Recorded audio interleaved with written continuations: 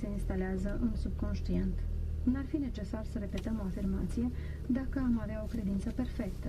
Nu trebuie nici să implori, nici să pledezi, ci să mulțumești constant pentru ceea ce ai primit deja. Deșertul se va bucura și va înflori ca un trandafir. Faptul de a te bucura chiar atunci când ești în deșert deschide calea spre eliberare. Cuvântarea duminicală este în același timp o rugă și o cerere. Dă-ne nouă astăzi pâinea cea spre ființă și iartă-ne nouă greșelile, precum și noi iertăm greșiților noștri. Se termină cu laudă, căci ale tale